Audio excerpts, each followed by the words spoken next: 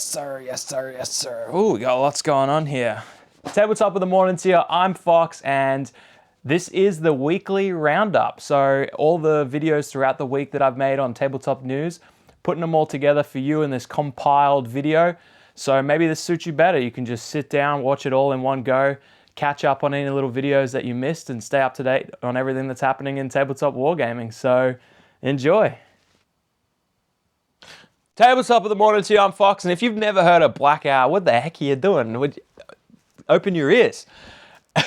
Please, I beg of you, go suss out this game. It's incredible, and it won my heralded Indie Wargame of the Year. I have another channel, by the way, Hobby Homies, where we'd play games and stuff. We played 2 battle reports of BLKOUT, talked about it extensively. Links for all of that in the description. But even if you don't play BLKOUT, these miniatures are just awesome for any sci-fi, generic sci-fi, miniature agnostic games. So I'll load you up with all the resources you need for all of that. Anyway, BLKOUT's a sci-fi skirmish game that has big Titanfall style like mechs called dusters if you want. Otherwise, you can just play it as a skirmish infantry game that's often compared to Infinity Light. People call it Infinity Light because it just has less rules complexity. It has the same like satisfying reaction-based gameplay without all the extra stuff. Infinity is a great game, but it brains my hurt. This game doesn't brain my hurt. This game is fantastic. Anyway, Enemy Spotted Studios, the creators, are releasing new BLKOUT miniatures called Task Force Upyr, who belong to the faction called ORK. These will be available to order April 13th. Anyway, I'll show you some sweet art and pictures while I talk about them.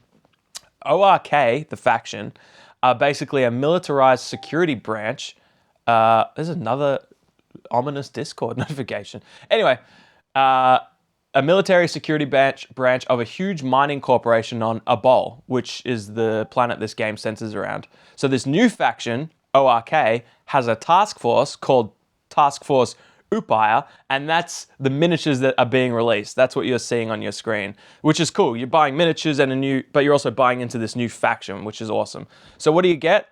Lord help me with the pronunciation. You get 4 Corpus Strasi, the backbone of Task Force Upyr, heavy rifles, armor-piercing rounds, and a spotter-linked support unit that controls the engagement range and calls in what's needed to finish the fight. You also get 2 Straska assaulters, fast, aggressive, and built for close contact. They jump into position, lock targets into engagement before reactions can be declared. That's interesting if you know the game. And finish the fight with cyclic SMGs and micro grenades. Cyclic is a very strong word, and having that like a keyword, so having that with an SMG is going to be awesome. You also get 2 Straska hunters. The reason your targets don't make it to cover, closing fast and nearly impossible to hit at range, they run SMGs with seeker rounds and EMP pulse grenades. Anyway, if all that looks cool, and you want to check it out, you have all the links you need below. And if you want to stay up to date with all BLKOUT news, updates, releases, cool new minis they're bringing out, subscribe, hit the bell, and I'll see you tomorrow.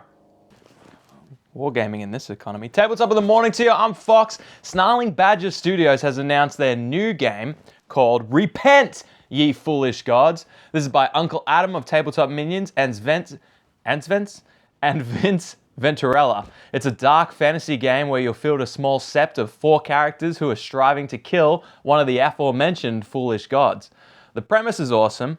Your characters are former cultists or worshippers of an evil god, and eventually you just got fed up of being sacrificed or thrown on the front lines or whatever it be. So this means you're going to be able to like kit bash and model up some really cool ex-cultists tuned out for revenge. So that's sick. I think that's a great premise. And that's another thing, because you're playing as the bad guys who are now out for vengeance against the even badderer gods, there's no healing or cleric type characters. You'll play as warriors, spellcasters, rogue archetypes who have, their mission is just delivering brutality of the highest degree. You'll fight against cultists, you'll fight against the cultists of a particular god you are hunting down. The enemy cultists have different tiers, like minions, servants, lieutenants, champions, and even higher. You'll fight your way through these cultists until eventually you're fighting things as powerful as the god's monsters or hand-picked champions, until finally fighting the god itself. You'll choose your sept as well, because each sept has their own ideas about how they want to approach this whole killing a god thing. Some septs want to go in swords blazing and slaughter everything.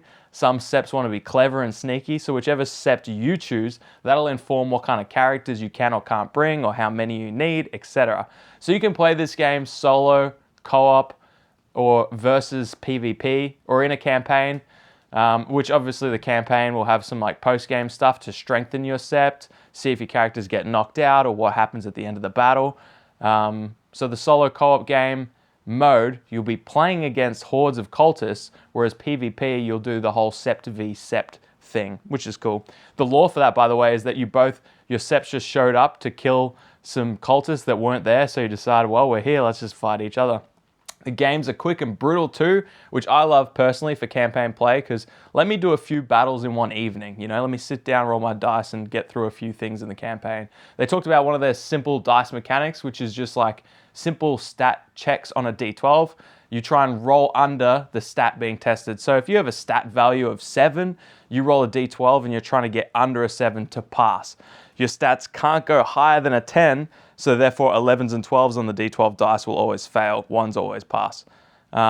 If you're playing a co-op, by the way, say I'm fighting a particular god and you're fighting a different one in your solo missions, but we choose to play co-op, well then we will choose, maybe we'll choose to go steal something or destroy a temple from one of our particular gods, but the other one still remembers that we're against it, and that will impact us in some way. I just think that's cool, because we're both having the gods that we're hunting down affect our particular septs in even a co-op mission, which is really cool. Now, there's still tons to be announced about this game. They said it's going to come out late May, early June, but if you want to stay up to date on everything that they're doing and any other indie war games, well, you've come to the right place, because I do daily tabletop wargaming news like this.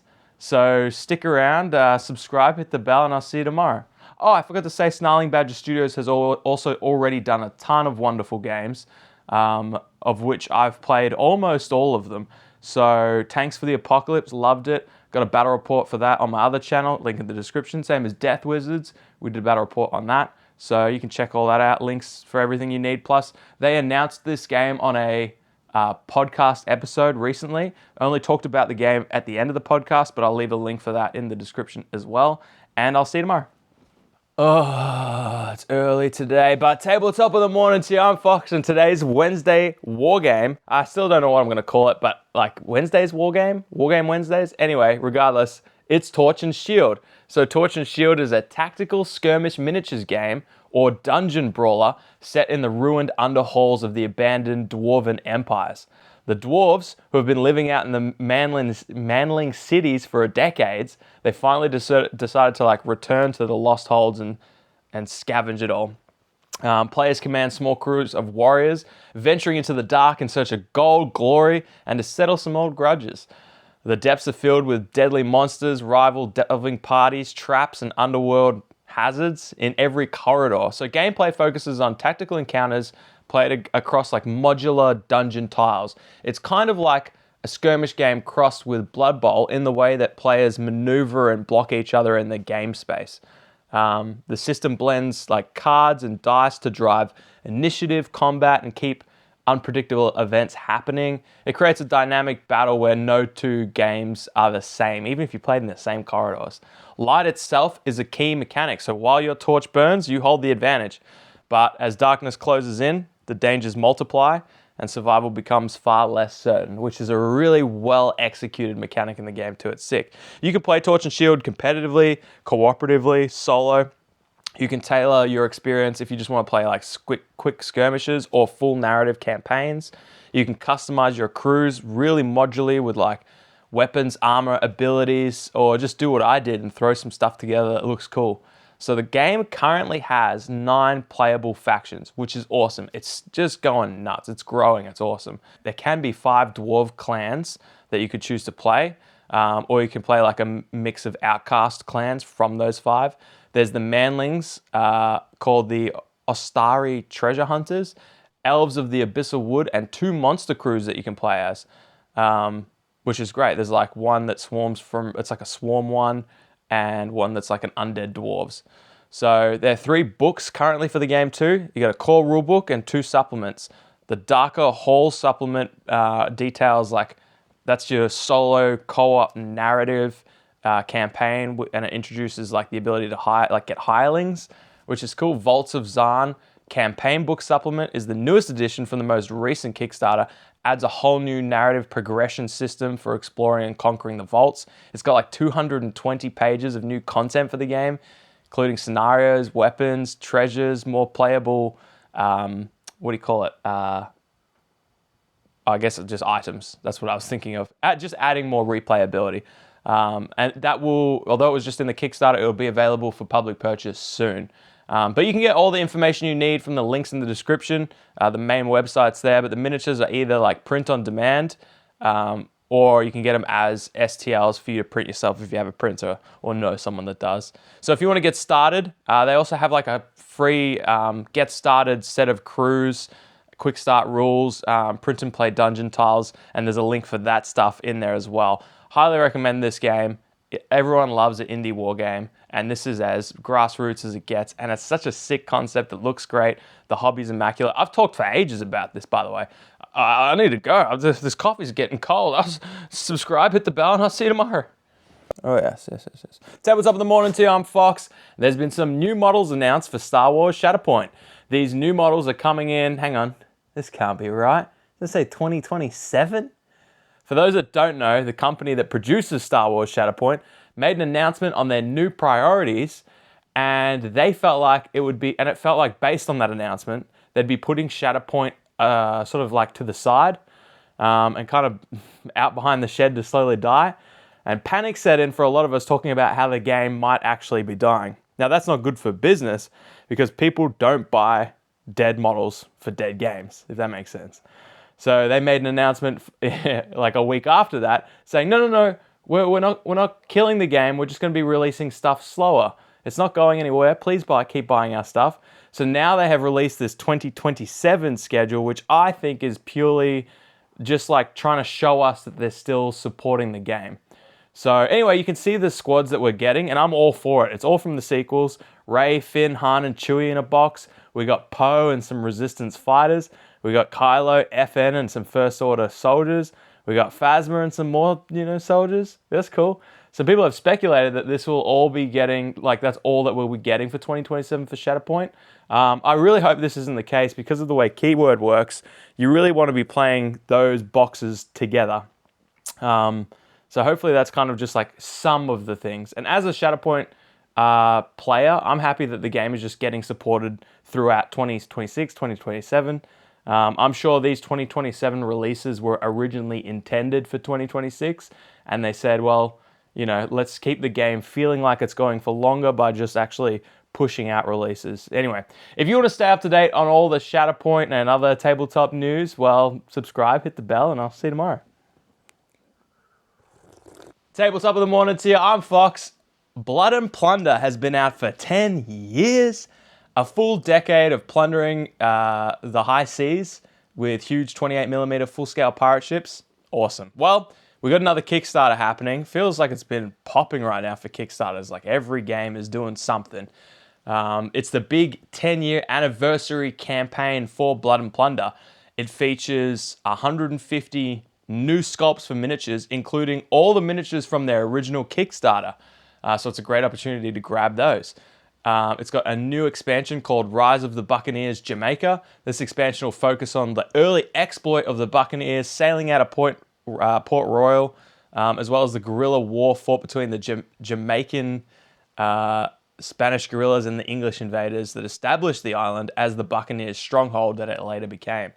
So that's a cool little slice of history there. It'll also have a limited custom activation deck, so you can only get that through the Kickstarter, I believe, and a unit deck to go with the new book and a new ship, the Corbetta. They've designed this campaign to cater to existing players who want to dive in and get all the new stuff, but also people getting into it for the first time. I've always been so interested in Blood and Plunder, but one of the things that stands out to me is the incredible, beautiful, full-scale ships. That's what sells the game to me.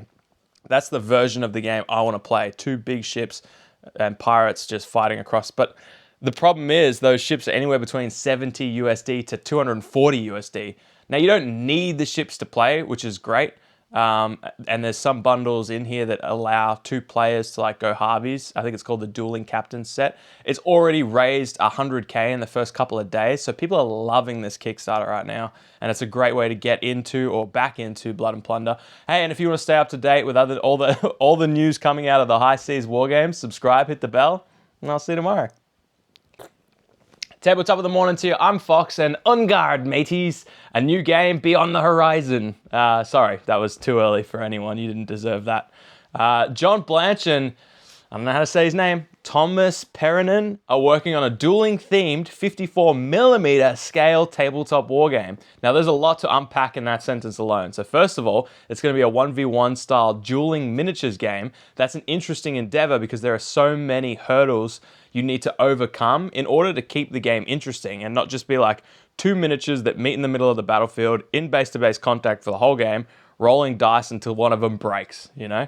But who better to take on that challenge than the father of grimdark art himself, John Blanche, and the rules-writing beast that is Perrinen, who wrote on Mordheim, 6th edition Warhammer Fantasy Battles, and more recently Trench Crusade. So that's a bit of a, resume. And 54 scale is huge. I like the idea of it. You can do so much more with the sculpts, and you can put so much more love into the paint jobs because you only need 1 miniature. So here's some awesome looking miniatures, by the way. You can see the game sort of set in a low fantasy universe, and I'm loving the pirate theme too. Now, this game isn't out yet. There will be a Kickstarter first called Vanguard, where you'll get the opportunity to snag some of the beautiful miniatures that I'm showing you now, but the rules will be released later at some point. So there's some links for you in the description that will help keep you up to date, but so will I. So if you want to stay up to date on this game and other indie war games, subscribe, hit the bell, and I'll see you tomorrow. Wow, wasn't that great? Anyways, if you like this format, give the video a sub, like. Making daily tabletop wargaming news channel be difficult.